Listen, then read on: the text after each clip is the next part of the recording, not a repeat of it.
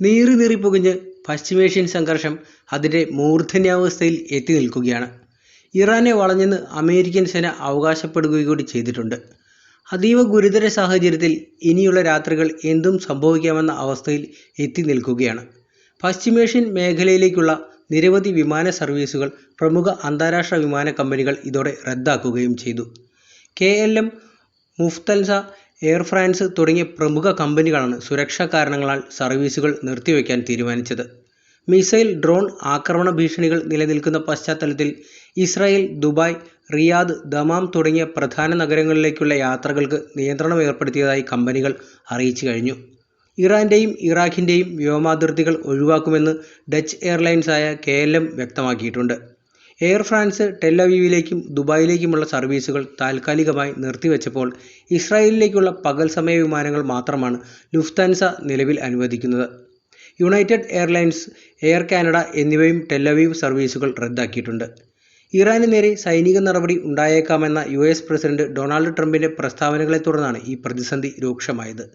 US നാവികപ്പട ഇറാന് നേരെ നീങ്ങുന്നതായുള്ള റിപ്പോർട്ടുകൾ വ്യോമഗതാഗത മേഖലയിൽ വലിയ ആശങ്കയും ഉണ്ടാക്കിയിട്ടുണ്ട്.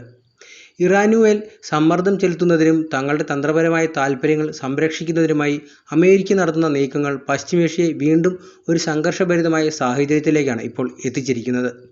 വിമാനവാഹിനി കപ്പലുകളും യുദ്ധവിമാനങ്ങളും മിസൈൽ സംവിധാനങ്ങളും മേഖലയിൽ കൂട്ടിക്കൊണ്ടുവരുമ്പോൾ സുരക്ഷ എന്ന വാക്കാണ് അമേരിക്ക മുന്നോട്ട് വയ്ക്കുന്നത്.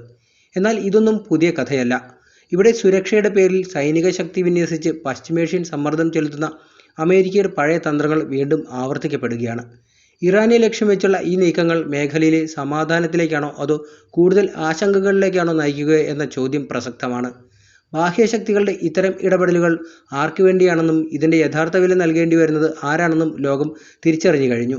സെൻട്രൽ കമാൻഡിൻ്റെ കീഴിൽ ആക്രമണ ശേഷിയുള്ള യുദ്ധവിമാനങ്ങളും വിമാനവാഹിനി കപ്പലുകളും മേഖലയിൽ അടുപ്പിക്കുന്നത് പ്രതിരോധം എന്ന പേരിലാണെങ്കിലും അത് യുദ്ധസന്നാഹം മുൻകൂട്ടി സജ്ജമാക്കുന്ന നടപടിയാണെന്ന വിമർശനം ഇപ്പോൾ തന്നെ ശക്തമായി കഴിഞ്ഞു. ഒരു പ്രദേശത്തെ സുരക്ഷിതമാക്കുന്നു എന്ന വാദത്തേക്കാൾ ആയുധ നിർമ്മാതാക്കൾക്കും സൈനിക വ്യവസായ സമുച്ചയത്തിനും സ്ഥിരമായി വിപണി ഉറപ്പാക്കുന്ന രാഷ്ട്രീയ സാമ്പത്തിക തന്ത്രത്തിൻ്റെ ഭാഗമായിട്ടാണ് ഈ വിന്യാസങ്ങൾ പലരും കാണുന്നത്.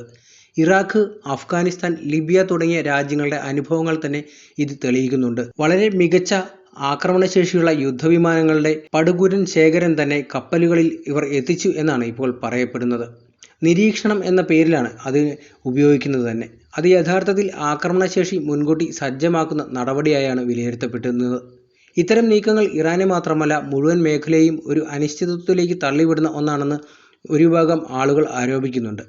ഇറാനിലെ ബഹുജന പ്രതിഷേധങ്ങളുടെ പശ്ചാത്തലത്തിൽ ഇസ്ലാമിക് റവല്യൂഷണറി ഗാർഡ് കോർപ്സിൻ്റെ കമാൻഡർ ജനറൽ മുഹമ്മദ് ബഖ്പൂർ അമേരിക്കയ്ക്കും ഇസ്രായേലിനും ശക്തമായ മുന്നറിയിപ്പ് നൽകിയിട്ടുണ്ട്.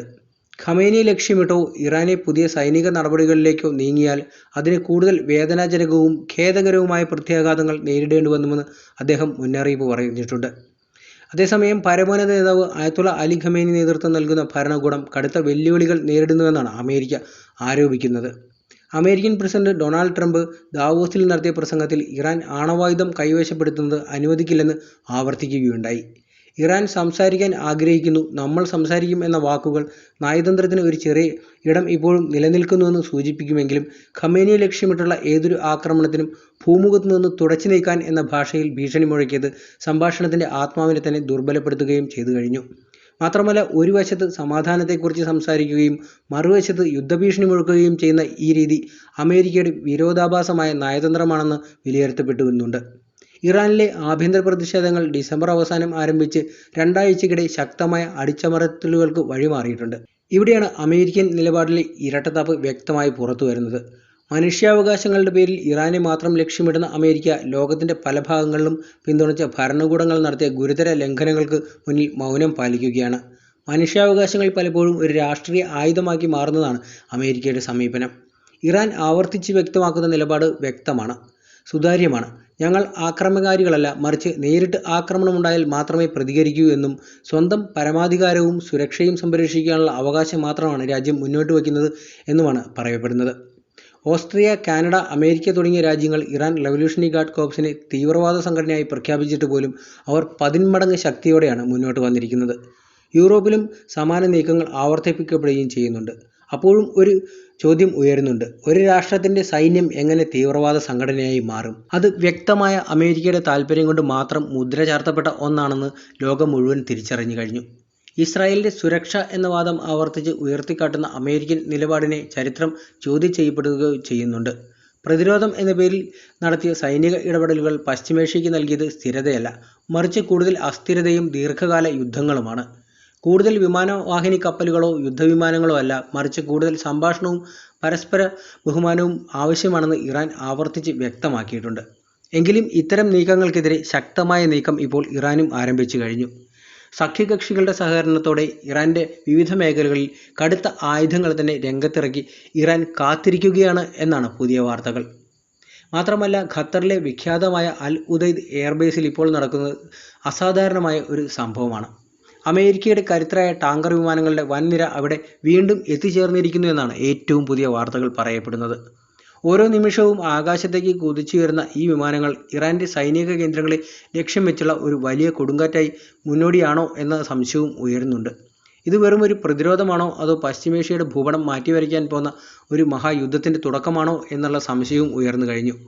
ഈ സൈനിക നീക്കത്തിൻ്റെ കേന്ദ്രബിന്ദുവായ KC-135 എന്ന ഭീമാകാരൻ വിമാനങ്ങളാണ്. ഒറ്റ നോട്ടത്തിൽ ഇവ സാധാരണ വിമാനങ്ങളായി തോന്നാമെങ്കിലും ആകാശത്ത് വെച്ച് യുദ്ധവിമാനങ്ങൾക്ക് ഇന്ധനം നിറച്ചു നൽകുന്ന പറക്കുന്ന പെട്രോൾ പമ്പുകൾ വരെ അവർ ഇവിടെ എത്തിച്ചുവെന്ന് പറയപ്പെടുന്നുണ്ട്.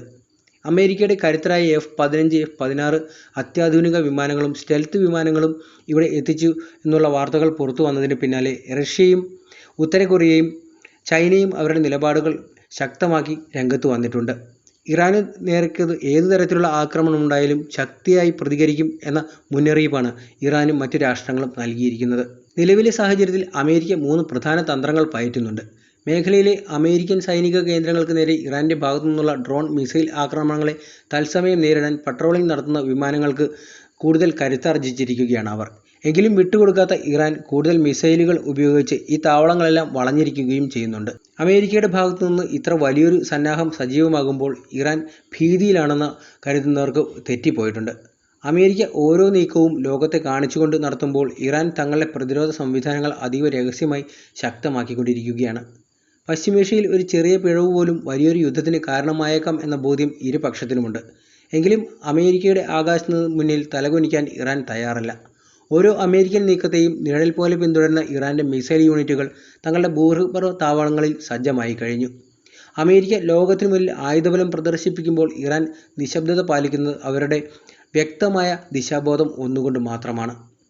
ശത്രുവിനെ അപ്രതീക്ഷിതമായി നേരിടാനുള്ള അവരുടെ തന്ത്രത്തിൻ്റെ ഭാഗമായാണ് ഇത് വെളിപ്പെടുന്നത്. അമേരിക്കൻ ടാങ്കർ വിമാനങ്ങൾ ആകാശത്ത് വട്ടമിടുമ്പോൾ അതിനെ നേരിടാൻ ഇറാൻ പതിയിരിക്കുകയാണ്. ലോകം കാണുന്നു പോകുന്ന കാഴ്ച ഇനിയുള്ള രാത്രികളിൽ അതിഭീകരമായിരിക്കും. ഇറാൻ പാതി വഴിയിൽ പിന്മാറുന്നവരല്ല, മറിച്ച് അവർ പതുങ്ങിയിരുന്ന് ചതിക്കുഴികൾ ഒരുക്കി ശത്രുവിനെ വീഴ്ത്തുന്ന വേട്ടക്കാരനെ പോലെ മാറിക്കഴിഞ്ഞു. ആകാശം പുകയുമ്പോൾ ഭൂമിയിൽ ഇറാൻ ഒരുക്കുന്ന ആ പ്രതിരോധം അമേരിക്കയുടെ മൂച്ചൂട് മുടിച്ചുകൊണ്ട് മുന്നോട്ട് പോകുമെന്നും ഉറപ്പായിരിക്കുകയാണ്.